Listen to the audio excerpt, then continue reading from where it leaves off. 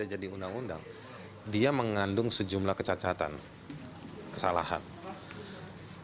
Jadi dia hanya akan dipakai untuk melegitimasi tindakan sepihak yang kita nggak pernah tahu juga si sepihak itu mau kepentingannya apa, karena nggak pernah berani ngomong, cuman bilang 100 hari dan sibuk kaget-kagetan aja kan si Jokowi itu. Gak ada urgensi. Kalau dari sisi peraturan perundang-undangan, urgensinya sebetulnya harusnya baca riset-risetnya Bappenas dan PSHK yang bilang harus ada hiperregulasi dan yang harusnya adalah mengkoneksikan antara program pembangunan dengan program prolegnas. Gitu. Solusinya tidak mendapatkan apa-apa. Ini penting juga sobat daerah sekalian. Saya misalnya ya pernah menjadi jurnalis dari tahun 95 sampai tahun 2003. 8 tahun kurang lebih. Tapi di satu media ketika terakhir saya pensiun 2003, itu saya sudah bekerja selama paling tidak 5 tahun. Dan ketika saya mengundurkan diri, saya mendapatkan katakanlah uang pisah. Nah, dengan Omnibus Law ini uang pisah itu mungkin tidak akan ada lagi. Padahal dulu aja kadang-kadang pengusahanya nakal. Pernah dia mengatakan kami tidak punya kewajiban apa-apa membayar, kan Anda mengundurkan diri. Buruh yang tidak paham soal itu akan menerima, tapi yang paham akan menuntut uang pisah tersebut. 7. Pekerja yang di PHK karena terjadi perubahan status, penggabungan, peleburan, atau perubahan kepemilikan perusahaan tidak lagi mendapatkan pesangon. Wah, ini luar biasa ini. Jadi kalau caranya untuk mem-PHK tanpa pesangon adalah cukup melakukan integrasi perusahaan. Jadi kalau misalnya ini ada perusahaan, biasanya orang menyebutnya sister company. Kalau dia digabungkan, penggabungan itu, jadi ada merger, ada akuisisi ya, kita tahu bahwa kalau misalnya perusahaan itu merger, bergabung antara satu perusahaan dan perusahaan lainnya, maka ketika buruh atau pekerjanya harus di PHK karena merger atau akuisisi itu, tidak ada kewajiban membayar pesangon. Wah, luar biasa ya. Wajar saja kalau buruh mau mendemo undang-undang Omnibus Law ini. Kita lihat poin-poin ini hanya iblis saja barangkali yang membuat undang-undang seperti ini ya.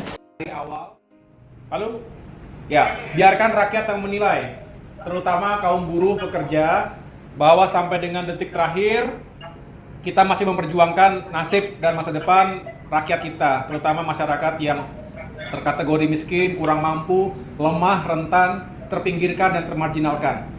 Saya bangga dengan apa yang ditunjukkan oleh fraksi Partai Demokrat, tadi pembacaan pandangan akhirnya pun bagus ya Bang Marwan.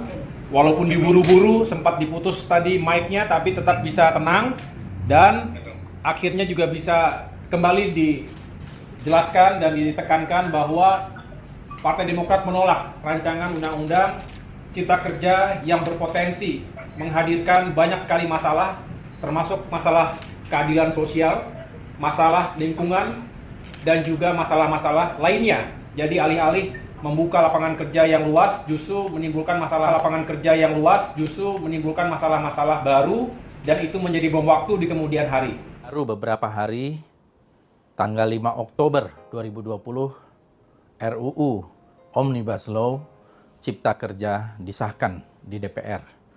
Kita tahu bahwa RUU ini merupakan usul inisiatif pemerintah, datang dari Presiden, dibahas di DPR setelah melalui proses masuk di Prolegnas, Program Legislasi Nasional, kemudian Program Legislasi Nasional Prioritas.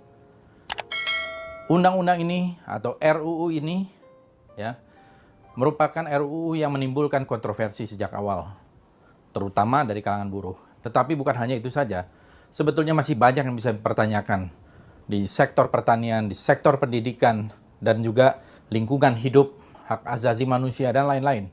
Karena undang-undang ini begitu banyak merangkum dari undang-undang yang ada dan lebih dari 1000 pasal. Sekarang undang-undang yang telah disahkan itu menimbulkan reaksi di masyarakat. Kita saksikan sendiri di berbagai siaran televisi maupun di media sosial. Begitu banyak penolakan sampai ke jalan-jalan. Demonstrasi dari kalangan buruh, demonstrasi mahasiswa, bahkan pelajar. Begitu juga ada demonstrasi dari kalangan santri dan juga elemen-elemen masyarakat yang lain. Organisasi besar seperti NU, Muhammadiyah, MUI, dan juga organisasi-organisasi profesi lain pada umumnya menolak. Begitu juga dengan kalangan perguruan tinggi yang biasanya tidak mau bersuara, sekarang sejumlah guru besar juga menyuarakan penolakan. Saya kira inilah waktu yang sangat tepat bagi Presiden Jokowi untuk mempertimbangkan berbagai aspirasi yang berkembang di masyarakat akibat reaksi dari Undang-Undang Omnibus Law Cipta Kerja ini. Saya pakai data saja ya. Tidak ada masalah mendasar tentang investasi di kita. Investasi di Indonesia baik-baik saja, walaupun tidak spektakuler ya. Pertumbuhan investasi tahunan kita itu lebih tinggi dari China, Malaysia, Thailand, Brazil, Afrika Selatan. Asia tertinggi sepanjang sejarah di era Pak Jokowi. Tinggi, 34% dari PDB. Tertinggi, sebelumnya tidak pernah di atas 30%. Indonesia tertinggi di ASEAN. Investasi terhadap PDB-nya. Indonesia lebih tinggi dari rata negara berpendapatan menengah atas maupun menengah bawah. Jadi tidak ada masalah dengan investasi, magnitude investasi. Indonesia negara yang masuk top 20 sebagai penerima investasi asing di dunia. Vietnam tidak masuk. Jadi Indonesia adalah negara yang paling atraktif. Bang Faisal, jadi apa yang mau Anda katakan? Bahwa sesungguhnya kalau tujuannya meningkatkan investasi itu bukan itu yang akan disasar karena toh sekarang sudah angka-angkanya sudah seperti yang tadi Anda sebutkan? Nah, jadi masalahnya adalah investasi banyak, hasilnya sedikit. Namanya ICOR, Incremental Capital Output Ratio di zaman Pak Jokowi 5 tahun terakhir itu 50% lebih tinggi daripada era-era sebelumnya dan tertinggi di ASEAN.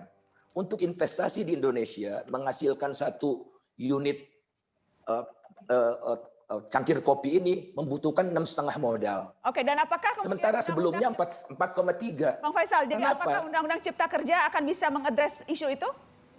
Loh, tujuannya investasi tidak masalah. Yang masalah hasilnya kecil. Kenapa? Ibaratnya kita itu makan yang bergizi, tapi berat badan kita tidak naik. Banyak cacing di perut. Itu namanya korupsi. Korupsi itu bikin investor di luar negeri itu maupun di dalam negeri sakit kepala. Nomor 1 masalahnya korupsi. Nomor 2 birokrasi pemerintah yang tidak efisien. Ketenaga kerjaan nomor 11.